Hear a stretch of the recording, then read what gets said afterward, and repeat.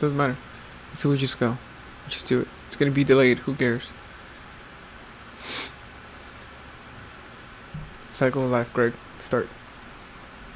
Alright, how's it going, everyone? Greg here, and Marco is going to be over here in the corner. Hello, everybody. Welcome to another episode of Thought Process. This is number 4. Today, we're gonna focus a little bit on just life and just the meaning of the cycle of life. Greg is already getting a little nervous over there. I had to get rid of my gum because you can hear it on the microphone. Oh, can you? Okay. Mine. Well, go ahead.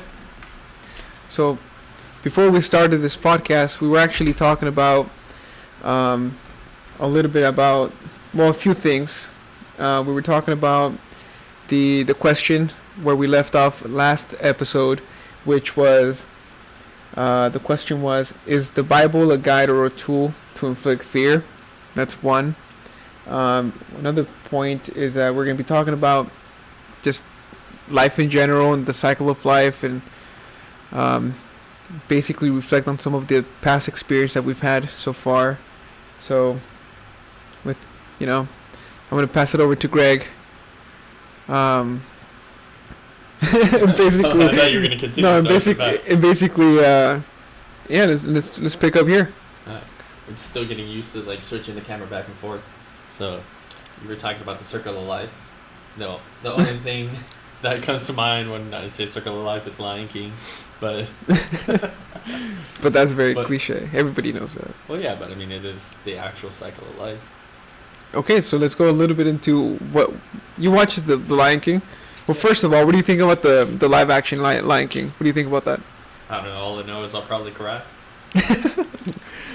But it looks fine. It's just I don't know. Everything's being remade, so it'll be whatever.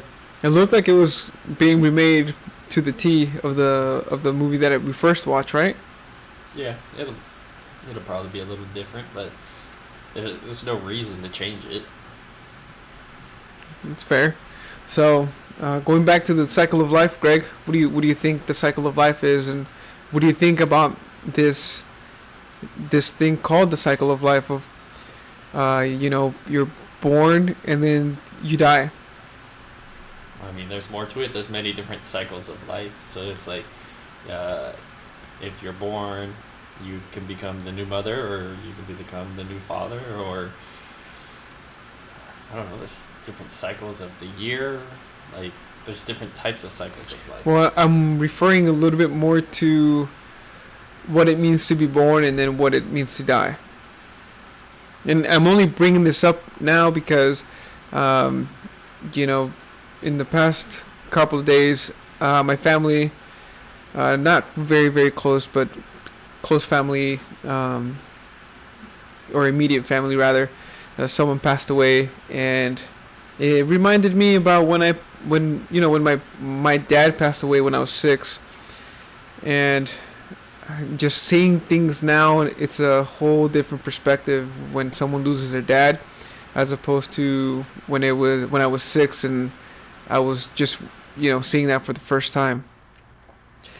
But I mean, that's what I'm referring to. So, being born and then dying. I think we talked about in one of the earlier episodes where you mentioned that you don't really. I mentioned to you that I had a little bit of anxiety about this. I got a little anxious thinking about this kind of stuff, but you told me that you had no feelings or no emotional connection to this, right? It's not no feelings. I mean, you're sad when people die. You are happy when people are born. It's not scary though to me. I mean, it sucks when someone dies. You're gonna be sad.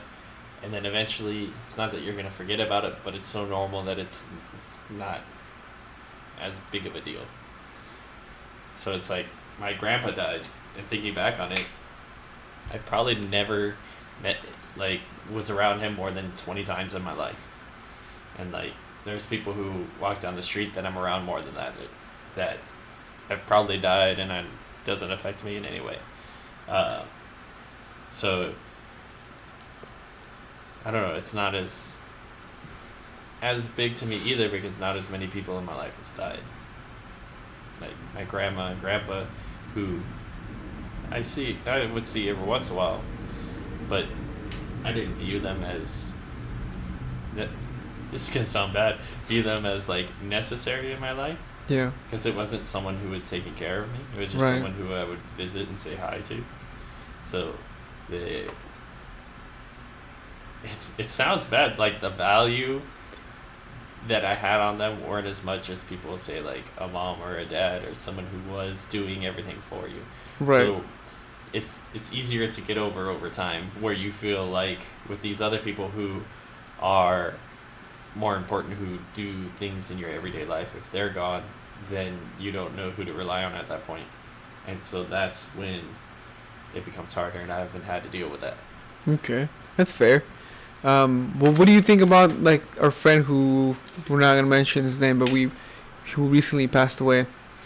Like, you know, did that have any effect? I mean, it was sad, but at that point we didn't talk that much. So it was something where it also wasn't as big of a thing in my life because we didn't talk. But if it did happen, let's say, like 6, 7 years ago, then it would have been a different story because I was around that person almost every day, and then you're not. So Right. it didn't change anything in my everyday life to where I was like, man, now I need to do something different, and that's why I don't think about it. Like, if my car was broken or my car died, it would change my life. I would have to think about it every day, all the time, consistently. That sucks. It's the same concept with a person. Like, if that person's gone and you're doing things that you would do with that person all the time consistently, it sucks. So it's Yeah, I see your point. I don't have that as much as other people. I see so your I don't point. I don't Right. have the same feelings. Okay. Well, the only reason why I bring it up is because,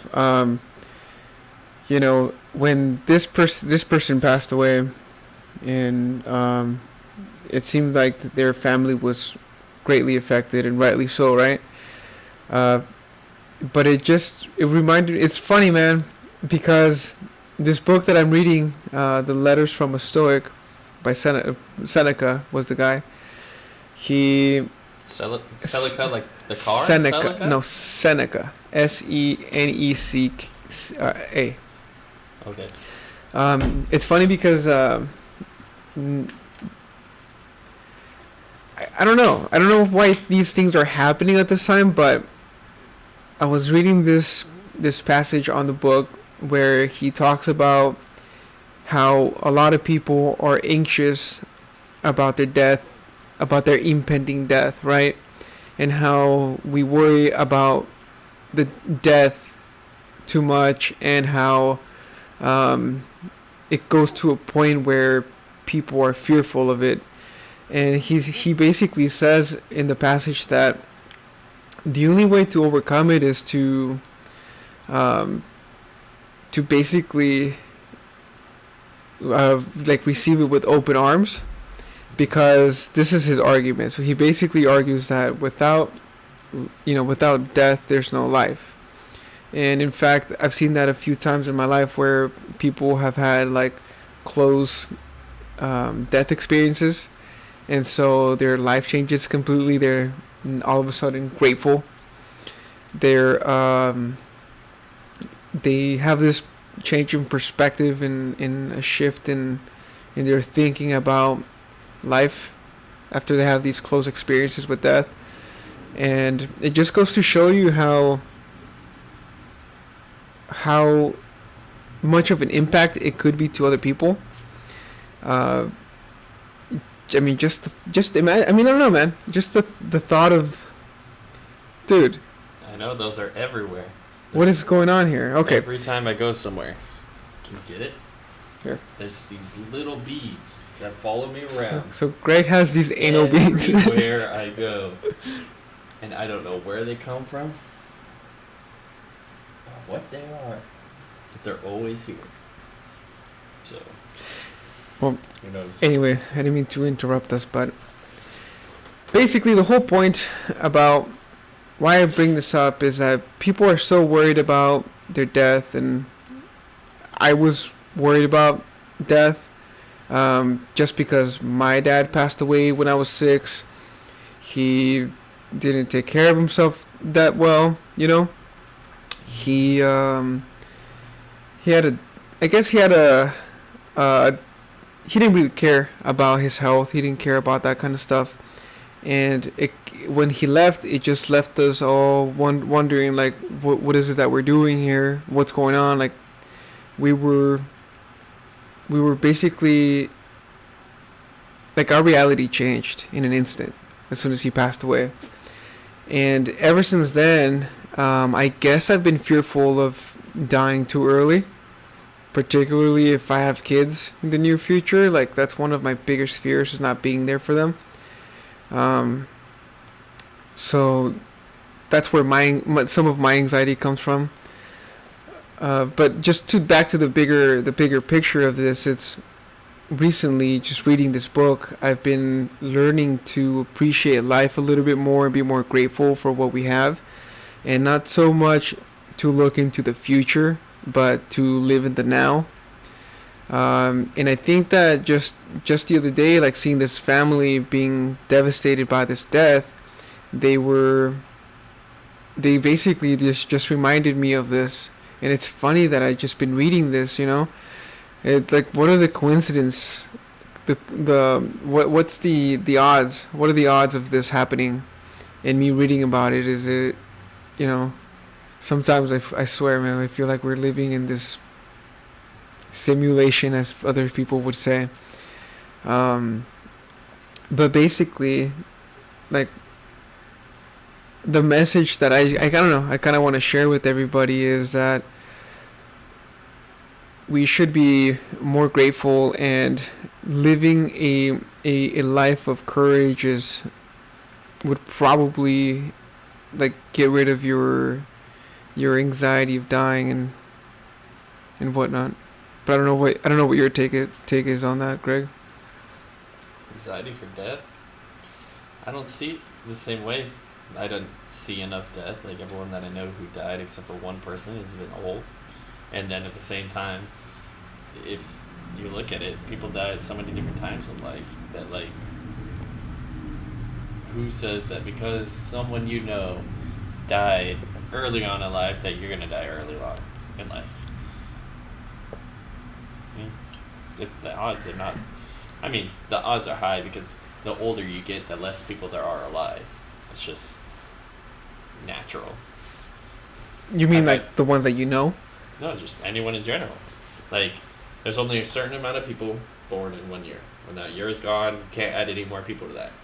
So that group of people in that year are only consistently dying until you're getting older and older. So all 80-year-olds were all born in the same year, obviously. Right. So anyone who was born in that year who's now still alive, there are a whole lot less. But there's still people who were born in that year that are alive. And right. There's, like, everyone's life story is completely different. Like, sure, there are medical things that this person can get this, and it usually happens around a certain age, so you got to be careful for it. But at times, a lot of those people still don't even get it. That's true. That's very true. But, you know, what's a person to do when the people that you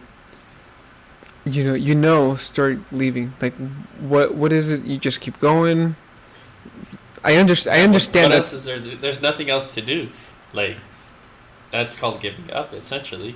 Like, you don't exist for others to exist. Like, I don't know how to explain that better, but, like, you were born because your mom and dad. No, it's not hot. But you were born because your mom and dad. Okay, that's fine. But what about, like, say you were born and they were never there? Like, you're still meant to. You were still Like, alive. You're still doing difference? something.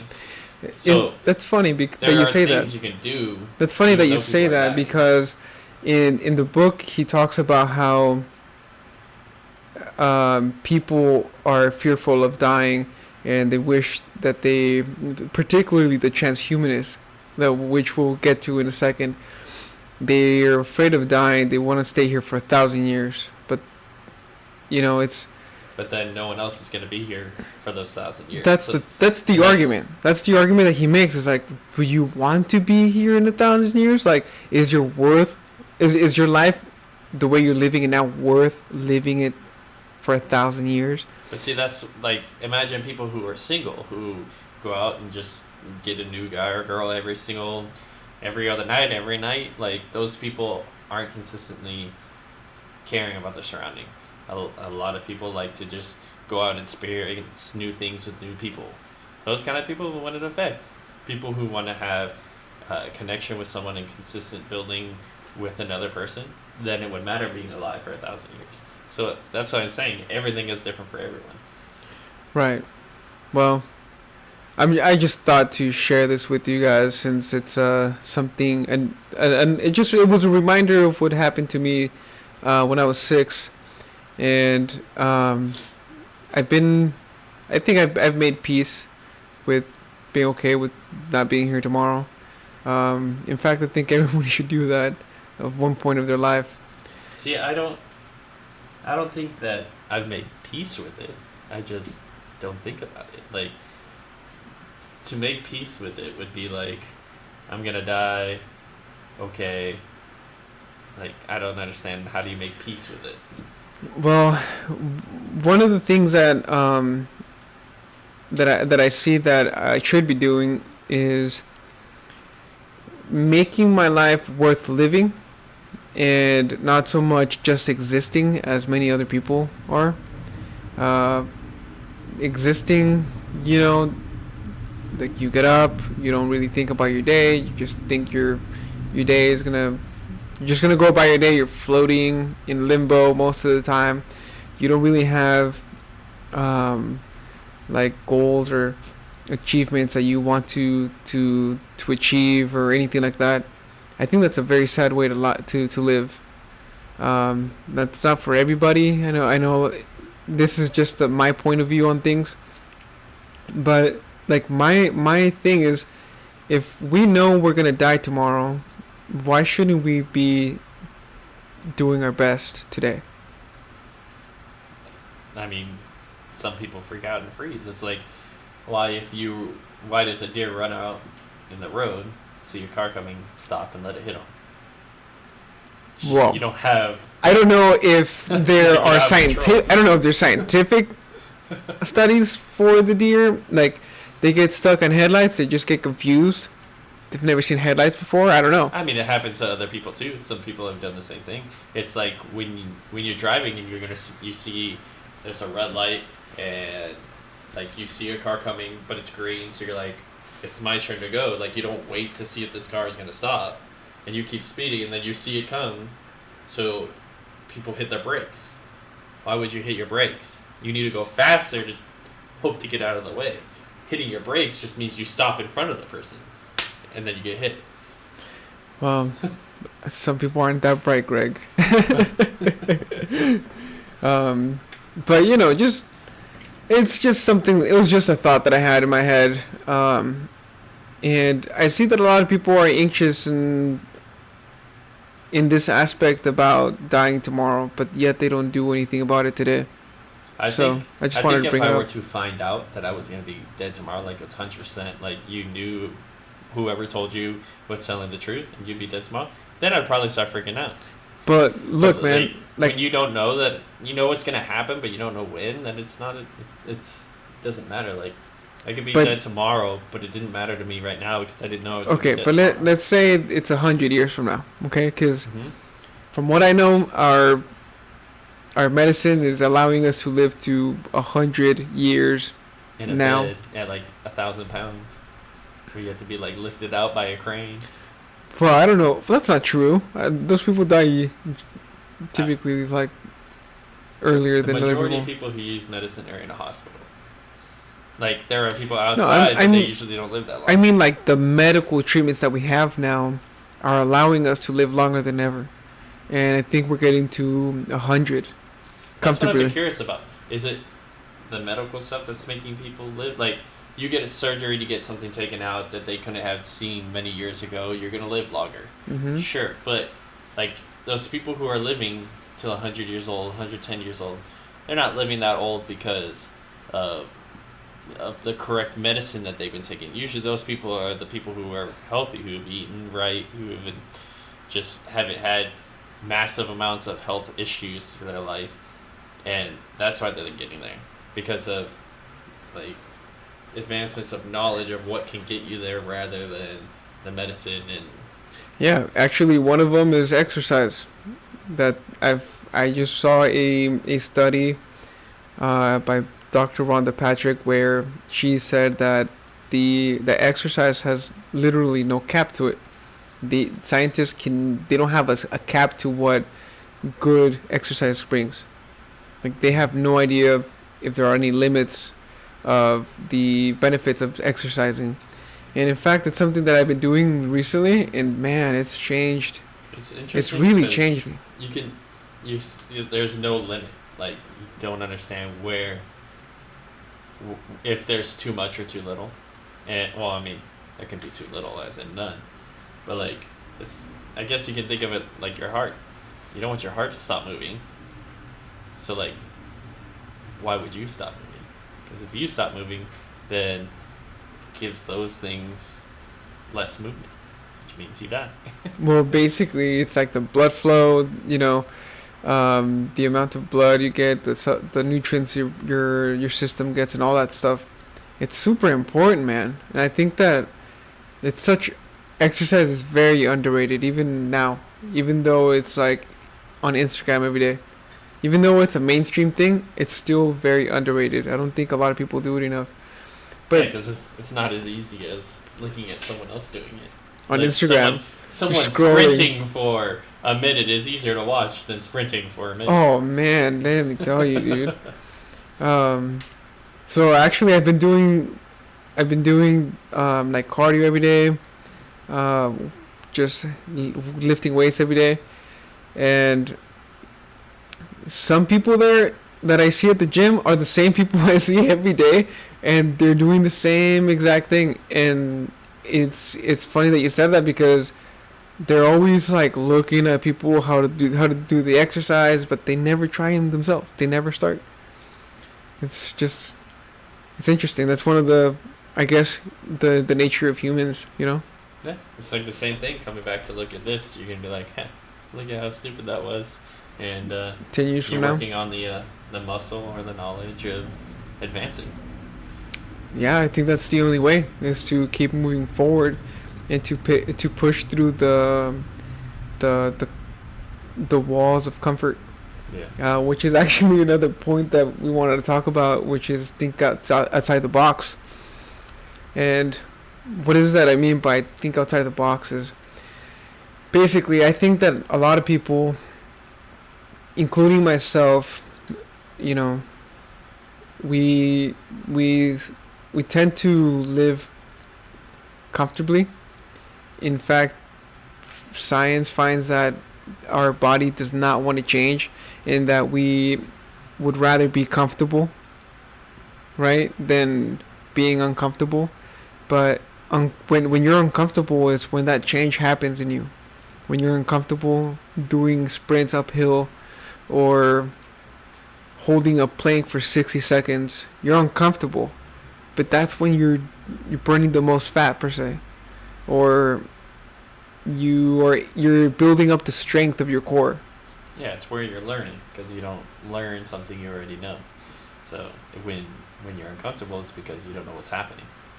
So Exactly. And dude, that's a great point, man. That's a really great point. And it's something that I actually heard this on some entrepreneurial podcast about oh, sorry, no. I lied. It's I heard it on this audiobook I'm listening to called Mastery by Robert Greene. I think I mentioned it on a previous episode. Basically, Robert Greene talks about how um, when when you start to do something and that you're not aware of like what's the ins and outs of the thing that you're doing, like the project or whatever you're doing. It could be a career, it could be a project, it could be whatever it may be, right? When you've never done that, you get uncomfortable, and it puts you in a place where you have to think. Like, oh, like you're faced with a new problem. How do I fix it? And um, that's exactly where change and growth happens. It's that you're faced with a problem you don't know how to fix, and so your prefrontal cortex has to expand and get bigger in order to gather more information for you to be able to analyze it and solve it. And so after you do that thing for, let's say, a year, 2 years, 3 years, your body starts adjusting to it. So it could be a business, like doing business. When I first got into business, I was overwhelmed. I'm still overwhelmed, but I'm less overwhelmed now because I'm understanding the dynamics of the business and how things work, right? So I don't get as stressed as much as I used to, in terms of like deals and managing and all this other stuff, because I was new to it. But once you start adjusting to it, then you can now go and find something else for you to do, to learn and to basically to grow. It's pretty cool. But thinking outside the box, like, what do you think that means, Greg? For you? I don't know. It's something that I've always wanted to do, is take a concept. It's very simple. Like take a book and just look at it and try to improve it. So it doesn't matter. You just write down 100 different ways to either change the book, like be like flip it the other way, or flip it upwards, or add this. Because after 100, you're gonna get 100 ideas that all are obvious, that may not be better, but maybe two of them connected together makes it completely better.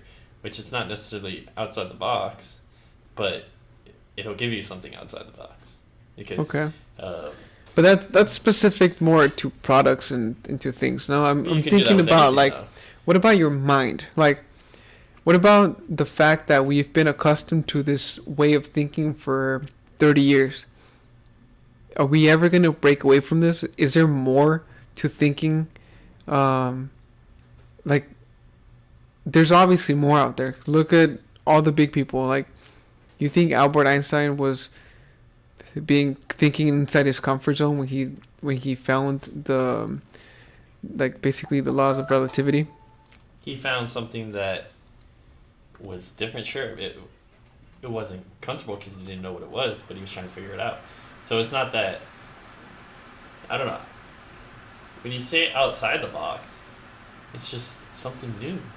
Like, it's not. It is something new. Yeah, because it's not. But if it's so obvious to people, like, how come people don't do it? Because it's not obvious all the time to everyone. That's why only a certain few people actually do what you would consider as change the world. Like, having a phone changed the world. Like, who was the first person to create a phone? Not Apple. Right. Not Androids. Like, it came from someone else, and someone else improved the idea. It's not thinking outside the box. It's taking an idea and improving it. Okay, so but it's the same thing. But phone. Okay, but check this out. But check this out. Now change the way you think to make it better.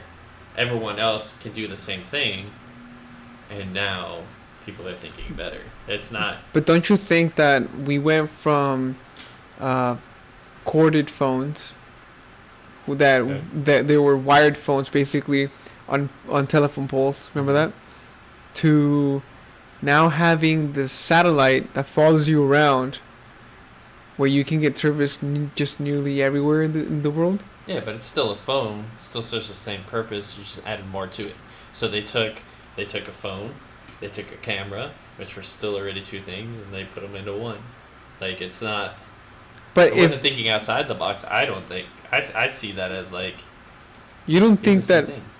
You don't think that people. I mean, don't you? How long did it take? From the first phone to now cell phones. Like I don't know, years. At least years, because people weren't thinking outside the box. They were thinking, I want a different color phone. I want a dial phone. Then I want a button phone. That's not the same thing as, like, think about what we're doing now with 5G. Basically, internet everywhere. Yeah. That's outside the box, in my opinion. But it's not outside the box. Like, we already technically have internet everywhere. It's just not free, and it's just not as good as others. And like, it's there. It's not outside the box. Like, outside the box, I don't know. I don't think outside the box exists. You don't think it exists? No. Okay, so why? Because I don't think there's been anything new. Like, we discover things. Like, I don't know. Like, I was watching this thing about the top 10 most expensive, I think it was minerals, or what is gold and diamonds considered? Is that a mineral? Yeah. Or stone? And well, no, they're not stones. I think gold and diamond didn't even make it on the top 10. And there's one, the top one, it's like $3 trillion for 1 ounce of it. And you don't find that stuff. People don't know what it is, like, but it still exists this whole time. It's just we don't know about things yet. We don't know how things work. Like, it's not just because I discovered something didn't mean that I would thought outside the box. Like, sure, like, well, you thought Columbus sailed across you the thought ocean differently than what the common people were thinking, and that's what I'm referring to. Like, I don't know. We're so used to taking things day by day that we forget to think about tomorrow. But also, if you think about too much about tomorrow, you get anxious. So let's put it this way: like how you said, like, we think about tomorrow, we get anxious. We think about having to do something next week, next Tuesday. If you got rid of the concept of days and it was just go work, do as much as you can, when you're done when you're done working and you need to stop, you go home, you rest, you come back, you do it again, and there's no concept of time or days or anything like that. You think you get more done because you're just doing it instead of I need to get it done by this time. No, there's other factors to that, and one of the things is that I've been listening to on Mastery. It's the fact that like, okay, 8 hours that I work are not the same hours that you work, because people work differently. Some people are being more than others. Some people are more focused in some like sometimes in some ways than other people, and then you have outside forces that can contribute to that. You know, a death in the family or whatever. You're not going to be concentrated in your work. You're probably not going to do a good job, right? Mm-hmm. But you have people who even if they had a death in the family, they're still at work and they're still laser focused and they're still getting shit done. So I think there's a lot of factors. You know, I don't think it's just necessarily two things that you mentioned. I think that's something we should test out. Actually, I think we should come up with some kind of topic, and we both don't know much about it. We give each other 10 minutes to research and do as much work as possible, and then talk about it in the sense. It'd have to be something we could argue and be like, no, you're wrong, like this, but only give us 10 minutes, see who's going to work the most, get the most information, and prove to the other, like, no, like, look, this is how it is, and just see how. So it has to be it's got to be a very controversial subject. I mean, it could be whatever. It could be something just very simple. So can we go back to the question about, is the Bible a guide or a tool to inflict fear? Well, it all depends on what you believe in. Like, that's what I'm saying. If you don't believe in it, then sure, it's the thing to incite fear. If you believe in it, a tool for both because you're still supposed to fear God, but at the same time, it gives you the knowledge of, hey, this is sacrifice now for the long term, and that's what all business people do. Like, you sacrifice enjoying all these things that are sin or things that you're not supposed to do because for some reason we feel like all those things are great and fun and what we should be doing. Well, they're distractions and waste of time. Yeah. So I think it's both, and I think it's fair to people who don't believe in it, and I think it's both to people who do believe in it. Well, I think that we should definitely do something in these lines for the next episode. But I like the idea that you brought up. Yeah, maybe we get the topic from someone and they send it to us like instantly. So like when we get it, we have 10 minutes from the point we see the topic to research it. So it's not like I come up with it, so I've been passively thinking about it for the last. I mean, but there's also something else that we can do. It's like, why don't we just take one topic? Because I think that we're kind of jumping back and forth, and some of it's my fault between subjects and all. Why don't we just take one topic and just go ham on it and just break it down as much as we can? Yeah, we can do that. Okay. That's my bad. No, you're good. So, we would just have to come up with a topic and go from there, and we can figure it out. It'd be fun. But we're probably gonna be ending it there, and next week maybe we'll start that up, and we'll just jump in with a quick like 10-minute study. We talk about random stuff. Or maybe we'll do the 10 minutes before starting the podcast up, and then we can jump into, I guess, the debate right after that. That sounds like a good idea. And, hope everybody has a good weekend. We're a little bit unprepared this week. Just a lot of stuff has been going on. But you can be sure that we'll be here next week and the week after that. And hopefully we keep it going for as long as we can. I think it's a great way to catch up with friends and have these conversations, because we have these conversations outside of the podcast. We have conversations all the time, and just kind of want to share with you guys the different type of things that we're going through now, being self-employed and going through this life that we all know it's a little crazy. Yeah. All right. So we'll come back and we'll just keep trying things, and we'll see where we land.